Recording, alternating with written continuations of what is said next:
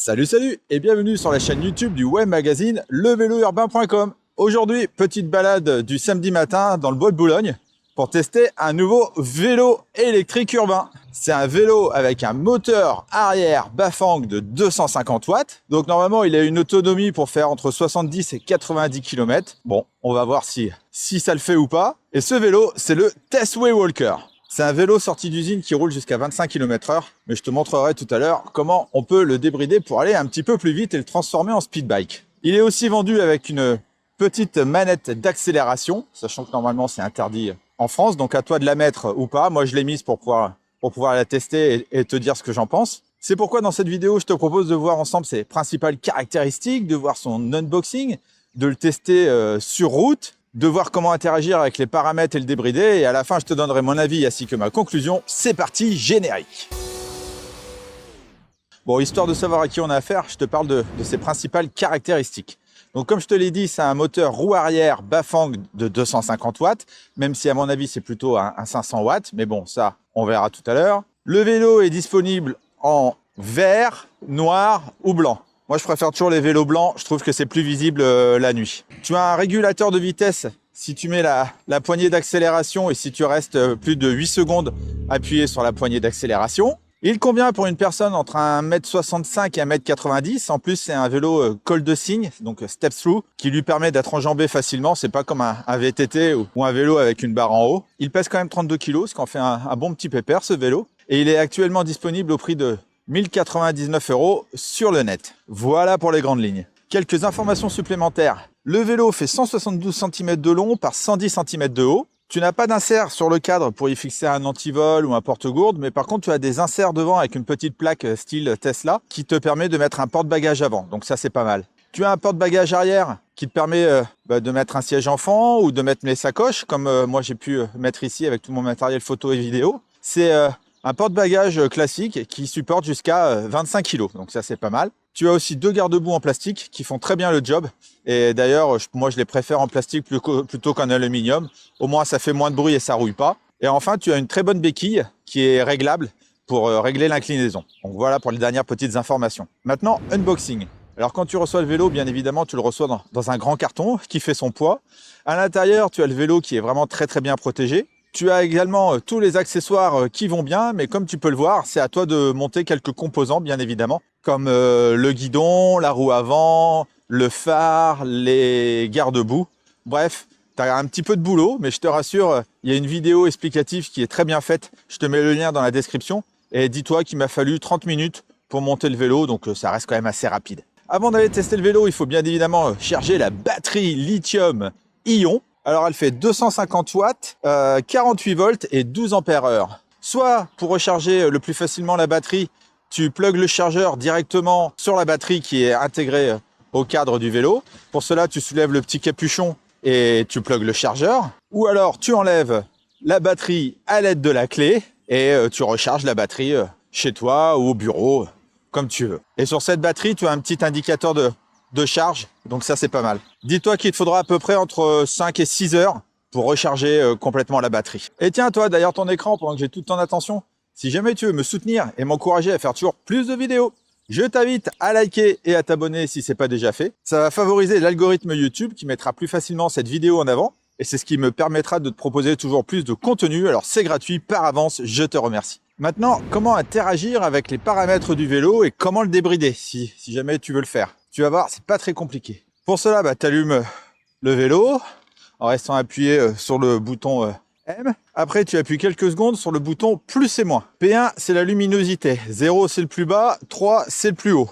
P2, c'est pour passer des kilomètres aux miles. Nous, on va rester en kilomètres. P3, c'est le voltage de la batterie. Ça, il est bien réglé, on n'y touche pas. P4, c'est le temps avant la mise en veille du vélo. Donc là, à toi de voir si tu veux qu'il s'arrête au bout de 10 minutes ou de 5 minutes. Moi, je mets toujours 5 minutes. P5, c'est pour changer tes niveaux d'assistance. Donc, tu en as 3, 5 ou 9. Bon, de toute façon, sur le display, on n'a que 5 barres. Donc, même si tu mets 9 niveaux d'assistance, tu n'en verras que 5. P6, c'est la taille des roues. P7, c'est les aimants, on s'en fout. Et P8, c'est pour changer ta vitesse. Alors, tu peux mettre jusqu'à 100. Écoute, moi, je l'ai mis jusqu'à 45 et au final, j'arrive à rouler à 36, 37 max, mais on refera un petit essai tout à l'heure. Mais je te rappelle que si tu veux le débrider, il faut l'homologuer en speed bike. Mais c'est possible, en tout cas en France. Après, tu as plein d'autres paramètres, mais franchement, n'y touche pas, ça sert à rien. Voilà pour les rapides paramètres. Comme d'habitude, je vais te parler du confort du vélo. À l'avant, on a une fourche Testway avec amortisseur à huile qui a 10 cm de débattement. Elle n'est pas réglable en dureté ou en quoi que ce soit, c'est du basique de chez Basique, mais ça fait le job. Ensuite, on a des bons pneus de la marque Chaoyang, qu'on connaît bien sur la chaîne, parce qu'on teste beaucoup de vélos chinois qui ont ces pneus. Ils font 27,5 pouces par 2,4 pouces de large. Avec eux, tu passes partout, parce qu'ils sont quand même relativement larges. Donc on va essayer de faire un peu de touche-main avec. Mais bon, c'est des pneus de VTC, quoi. Et ils sont montés sur des roues à rayons avec vraiment de belles jantes. Hein. Malheureusement, ils n'ont pas de bande réfléchissante pour être vus la nuit. Bon, c'est dommage, mais t'as les cathodiotes. Ensuite, on a une selle pas très large, hein, qui fait un peu selle de course. J'aurais aimé une selle un peu plus large sur ce vélo. Elle est un petit peu dure, fait un petit peu mal aux fesses. Je pense que si je gardais le vélo, je changerais la selle. Mais par contre, tu as une fente au milieu pour aérer ton popotin en été. J'aurais bien aimé avoir un petit amortisseur arrière ou une selle avec amortisseur. Donc niveau confort, c'est dans la moyenne. C'est pas mal, mais peut mieux faire. Niveau position de conduite, comme tu peux le voir, j'ai une position bien droite. Je me fais pas mal au dos. Le guidon est réglable en inclinaison et en hauteur. Ça, c'est vachement bien. La selle est réglable aussi, je le dis parce que tous les vélos, c'est pas toujours le cas. Après, je suis en appui sur les poignées ergonomiques en caoutchouc. Donc, elles ont un repose-paume. Ça, c'est vachement bien. Du coup, elles sont vraiment confortables. Quand je les ai vues, je me suis dit, oh là, ça va être dur. Mais non, au final, c'est pas mal. Donc, niveau position de conduite, vraiment, c'est un vrai petit VTC, vélo urbain. J'ai vraiment une bonne position bien droite. Alors maintenant, le test de freinage. Alors normalement, le bois de Boulogne, il est fermé le samedi matin. Mais là, je sais pas si c'est à cause de la neige. Ils l'ont pas fermé. Allez, on va aller jusqu'à 25 km/h. Donc, on a des freins à disque mécaniques de la marque Repute, inconnus au bataillon. Et ils sont associés à des disques de 160 mm. Allez, hop, j'arrive à 25. On va prendre une marque un peu plus loin. On va dépasser la voiture. Waouh! Je sais même pas si j'ai mis 2 mètres pour freiner. Et en plus, le vélo, il est neuf. Hein. J'ai seulement 10 bornes au compteur. Incroyable! Donc, on a un vélo qui freine bien, malgré que ce soit pas du haut de gamme. Alors, ce moteur, comme je te l'ai dit tout à l'heure, c'est un moteur roue arrière, c'est du Bafang. Donc, c'est pas n'importe quoi. C'est bien un moteur de 250 watts, ça c'est sûr. 48 volts, 12 ampères heure et 55 Nm de couple. Il est associé au dérailleur 7 vitesses. Donc, au niveau des poignées, c'est du Shimano SIS. Et au niveau du dérailleur arrière, c'est du Shimano Tourné TZ. Donc, c'est de l'entrée de gamme, mais ça fonctionne, c'est du bon matos. Comme je te l'ai dit tout à l'heure, d'usine, il est bridé à 25 km/h, mais tu peux le débrider jusqu'à 35 km/h, je crois. On va tester ça tout à l'heure. Mais bon, en tout cas, c'est un vélo homologué en France avec lequel tu peux rouler légalement. Si tu veux te servir de la manette d'accélération, c'est possible. Et allez, on va essayer sans assistance. Qu'est-ce que ça donne? Je vais me mettre en vitesse 2. Bon, écoute, le vélo est un peu lourd quand même. Et je suis en léger faux plat et je roule quand même à 15 km/h. Hein. C'est quand même pas mal. Si je mets assistance 1, j'ai pas une grande différence. J'arrive à 17. Assistance 2, là c'est pareil. Peut-être que je change un peu mes shifters. Écoute, j'arrive à 17, 18. Ça ne change pas grand-chose. Assistance 3, ça accélère un peu. Ça y est, assistance 3, je suis à 19. Assistance 4, j'arrive à 20 km/h, 21. Et assistance 5, là, c'est bon. J'arrive même à 27 km/h. Donc c'est vachement bien. Hein. Si je m'arrête de pédaler, je peux utiliser uniquement la manette de droite. Donc je le rappelle, c'est quand même illégal en France. Après, c'est ta responsabilité. 18, 19, 20, 21, 22, 23, 24, 25, 26, 27, 28. Bon, à fond, j'arrive à 28 avec la manette d'accélération. C'est complètement dingue. Bon, en tout cas, moi, je vais m'en servir pour faire démarrer le vélo. Et comme je suis resté 8 secondes appuyé sur la manette d'accélération, là, je ne fais plus rien. Et le vélo, il continue de rouler. C'est ce que je t'ai expliqué au début, tu as un régulateur de vitesse. Bon, autant te dire que là, la batterie, elle fond comme neige au soleil, hein, bien évidemment. Même si là, on est en plein hiver, il fait 7 degrés, il n'y a pas de soleil. Et pour arrêter le régulateur, il suffit de freiner. Alors maintenant, si je suis en mode speed bike, ça donne quoi? Donc autant te dire que là, je suis déjà à 25, 27, 29, 30, 32, 33, 35, 36, 36, 36, 5, 36. Donc débridé, il va à fond à 36 km/h max, ce qui est déjà beaucoup, hein. Allez, je vais le remettre à 25. Et en touche-main, ça donne quoi? Bah écoute, là, j'ai un peu de bouillasse, du gravier, de la terre. Franchement, ça passe partout. Les pneus sont vraiment bien. C'est pas des gros pneus de fat bike, mais je veux dire, c'est vraiment des pneus de VTC, hein. Vélo tout chemin, aussi bien urbain que pour les balades à la campagne. Tu n'auras aucun problème avec lui. Tu peux rouler vraiment sans problème sur les chemins de campagne avec lui. Le test du tout chemin sur les bonnes routes d'automne, c'est validé. Alors en montée, ça donne quoi? Écoute, assistance 5, vitesse 6, je mets jamais la 7. Écoute, j'ai une petite côte quand même sympa là, et je suis à 25 km/h sans aucun problème. Donc je pense que pour les grosses côtes, il va bien t'user la batterie. Mais en tout cas, en milieu urbain, si tu as des petites côtes, si tu veux monter à Montmartre, à Paris, ou je ne sais où, en tout cas, le vélo fera le job. Maintenant, parlons du poste de pilotage. Donc on a un grand cintre, hein, vraiment typiquement urbain, en forme de moustache, qui fait 66 cm de long. Tu as évidemment les poignées ergonomiques en caoutchouc qu'on a vu tout à l'heure. On a les leviers de frein mécaniques inconnus.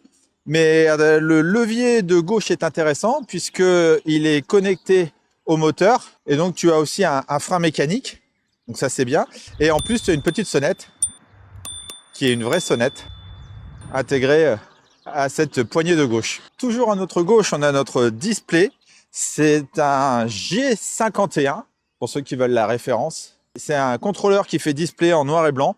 Dessus, tu peux voir ta vitesse, ton niveau d'assistance, la puissance de la batterie, la puissance du moteur que tu utilises, ton kilométrage. En appuyant sur M, tu peux changer, voir ton kilométrage total, kilométrage de trip, etc., etc. Pour allumer ou éteindre le vélo, tu restes appuyé sur M. Pour changer tes niveaux d'assistance, tu utilises les petits boutons plus et moins. Si tu restes appuyé sur moins, tu enclenches le mode Walk Assist, qui est une aide quand tu marches à côté de ton vélo. Et si tu restes appuyé sur plus, là, c'est pour allumer le phare avant et le feu arrière. Alors, le phare avant, c'est un phare LED, franchement, qui est très bien. Il éclaire pas mal. En plus, il est réglable. Tu peux bien le mettre comme tu veux pour bien régler la route. Et à l'arrière, tu as le feu qui est intégré au porte-bagages, avec en plus en dessous le petit emplacement pour mettre la plaque d'immatriculation si tu le fais débrider, si tu le fais homologuer en speed bike. Bon, par contre, il fait pas feu stop, c'est un petit peu dommage. Ensuite, à droite, on a notre dérailleur Shimano 7 vitesses SIS, vraiment qui fait très bien le job. Et on a la petite manette d'accélération que j'ai installée, que tu utilises ou pas. Et elle est rigolote parce qu'en dessous, un petit klaxon tout ridicule. Et voilà, j'ai fait le tour du poste de pilotage. Niveau départ arrêté, ça donne quoi? Il me faut combien de temps pour arriver à mes 25 km/h non débridé? Allez, 3, 2, 1, c'est parti. Allez, 6, 10, 12, 15, 18, 20, 21, 23, 24, 25. Voilà. Donc il faut juste quelques secondes pour que tu arrives facilement à tes 25 km/h. Donc ça, c'est pas mal, c'est assez rapide. Et maintenant, concernant la réactivité, il faut combien de tours de pédalier pour que l'assistance se mette en route? C'est parti. Un quart, un demi, trois quarts. Ah, trois quarts, hein. C'est pas le plus réactif. C'est pour ça que moi, je t'invite quand même à mettre la petite poignée d'accélération et de t'en servir uniquement au démarrage pour te lancer. Et surtout si tu as un feu rouge ou dans la circulation, je pense que ce sera mieux. Concernant la stabilité, l'équilibre du vélo sans les mains, alors je vais baisser un peu mon assistance. Ça donne quoi? Écoute, du premier coup, ça bouge un petit peu au niveau de l'avant, mais on a un vélo qui est quand même équilibré et qui est quand même stable. Donc ça, c'est un bon point aussi. Ça veut dire que c'est quand même du bon alu et que j'ai bien tout serré et que j'ai bien tout vissé. Niveau autonomie, il est vendu pour faire entre 70 et 100 km, je crois. Évidemment, cela va dépendre de pas mal de paramètres. Déjà de la température extérieure, sachant que là, on est en hiver et il fait 7 degrés. Ça va dépendre de comment tu utilises tes vitesses, le poids que tu fais. Moi, je fais 1m80 pour 80 kg. Bref, ça va dépendre de pas mal de paramètres. Écoute, là j'ai fait 20 bornes et j'ai utilisé à peu près la moitié de la batterie.